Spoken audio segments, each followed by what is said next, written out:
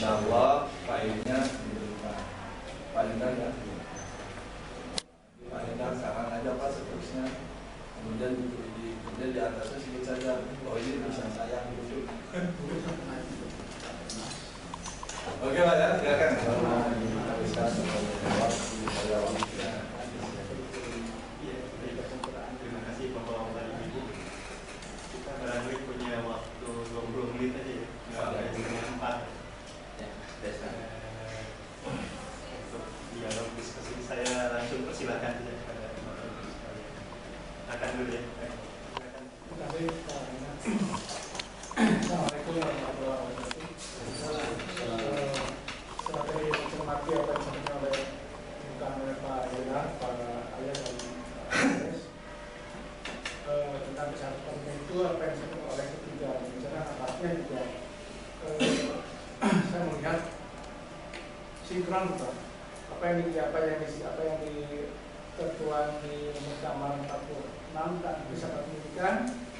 Kemudian upaya tadi ada integrasian, kemudian ada penguasaan dan sebagainya, sama tentang bagaimana pendidikan bisa menghasilkan tanggung jawab dan sebagainya. Dan memang di sini tadi Pak Hendar mengatakan bahwa pendidikan Muhammadiyah hendaknya juga bisa memperhatikan masalah dan kebelakang. Nah kira-kira bagaimana peran perserikatan di sini sehingga filsafat pendidikan itu bisa diimplementasikan di tatanan bawah. Dan ini adalah merupakan tantangan di pendidikan Muhammadiyah yang kebanyakan memang levelnya adalah menengah ke bawah untuk tingkat terlalu.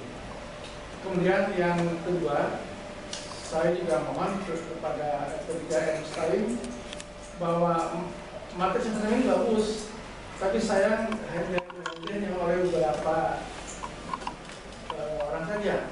Padahal saya protes Pak, dari Bapak, para teman-teman, ada beberapa orang yang hadir, itu juga ada yang tidak hadir. Nampaknya ini perlu kita ulang lagi Pak, sehingga bisa melibatkan mungkin sekota Bandung gitu, sehingga ini pencerahan ini nampaknya bermanfaat untuk meningkatkan kualitas pendidikan di Muhammadiyah. Terima kasih.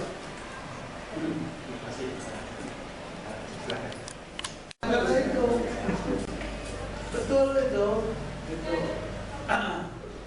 Kemudian yang lainnya juga itu begitu. Indina itu kenapa ketika masuk ke wilayah hidayah perlu ada kriteria kebersamaan? Karena kalau seorang diri harus Allah itu baru bisa menyelesaikan. Kalau kita manusia itu harus bersama-sama gitu. Antara potensi power, potensi yang lain yang sebetulnya besar, macam-macam keahlian berkumpul bersama berbicara tentang satu masalah bisa selesai. Seperti bangunan ini bisa nyaman, bisa kita rileks, bisa nikmat, menerima informasi. Pak Aceh sebagai ketua memilih gedung ini. Pilihan itulah sebetulnya konstruksi hidayah, bukan konstruksi ilmu lagi.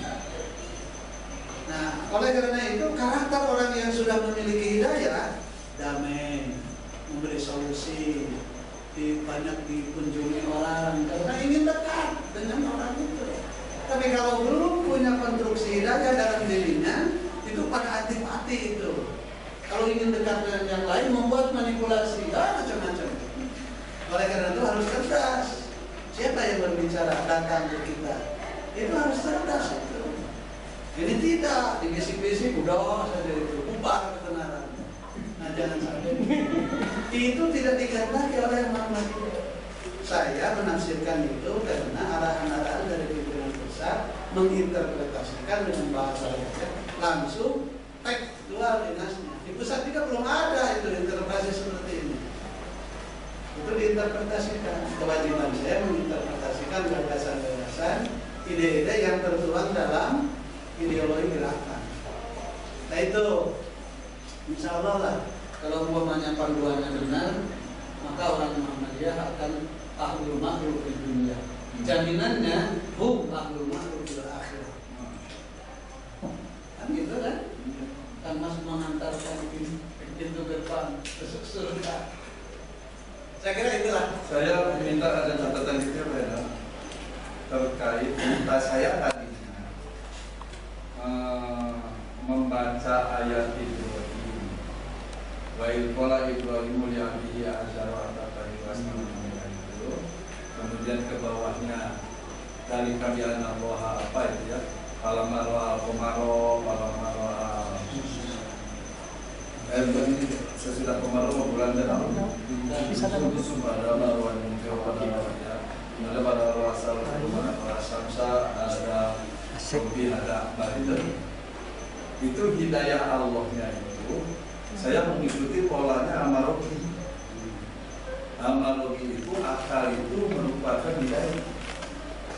Jadi ada yang disebut hidayatul akli, ada yang disebut hidayatul hawas, ada yang disebut hidayatul fitri, ada hidayatul fitri. Jadi pada dasarnya menurut saya Ibrahim itu di situ punya hidayatul akli yang luar biasa, yang mutunya tinggi sehingga dia berani menentang raja dengan segala itu dengan keyakinan hidayatul akli. Dari wilayah empirik ke wilayah non empirik. Yes. Itu kita catatan.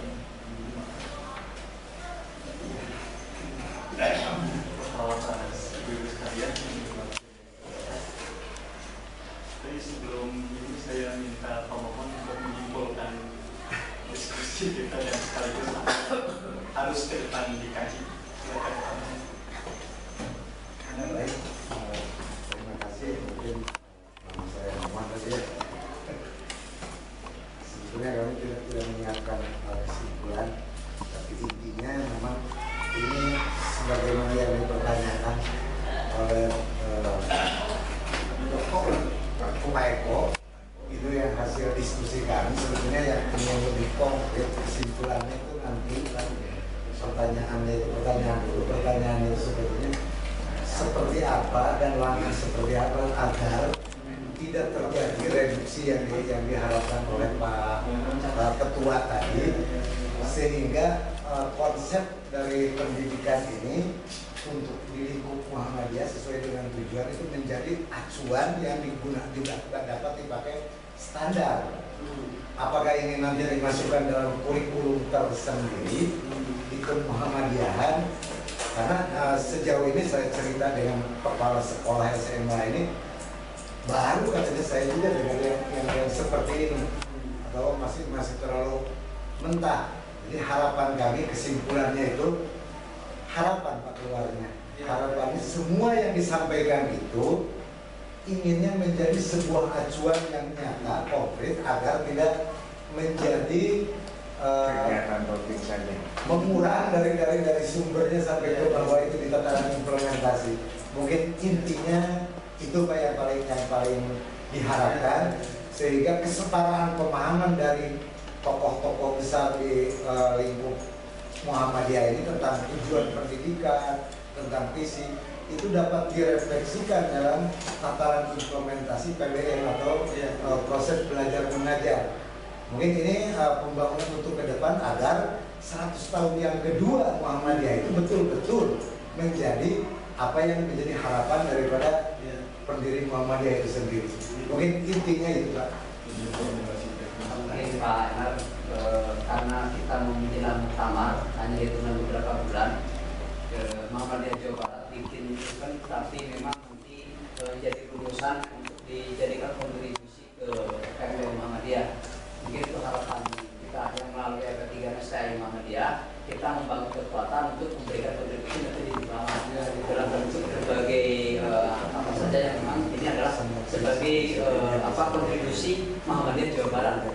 Seperti itu. Itu sebenarnya Pak, di kita di UMC itu beberapa kali hari-hari dibicarakan sampai tidak pepek ya dari Rijasnya ini termasuk perguruan tinggi juga sudah dibicarakan. Tapi memang belum turun ke ini di PP juga masih begini. Jadi itu ketika setiap saya pejabat itu saya sering tanyakan gimana ini mengenai oleh karena itu siapa saja yang paling duluan punya konsep seperti yang diajukan Pak Aceh, kita gerak saja lah. Itu gerak saja. Sekalipun PP sudah ada, tetapi memberikan keleluasaan. Yang tadi kata WC memberi keleluasaan untuk setiap komponen AUM bisa menawarkan identitasnya yang bisa bersaing gitu. Mungkin nanti kalau muncul di sini, nanti ada wakil ketua yang diminta seminar di Surabaya, itu bisa begitu. Atau dosen STAIM untuk bisa menyampaikan presentasi di Sumatera Barat, Sumatera Utara, kan bisa begitu. Sama seperti ketua ranting presentasi di pusat, seperti itu. Itu sama, sekarang ini dibukakan. Karena itu jangan merasa takut kalau memang perlu ada apa yang menemukan inovasi, jangan merasa takut. Jadi baik pribadi ataupun bersama-sama melalui kajian seperti itu silakan dibuat, itu bersama. Jadi nampaknya ada keinginan ini sampai produknya ke formulasi teknis ya. Yang diinginkan ya, banyak pada formulasi teknis yang dengan formulasi teknis itu tidak mungkin lagi atau tidak ada kata-kata ambigu, sebab kata-kata ambigu itu yang biasanya menjadikan ada degradasi atau ada pemahaman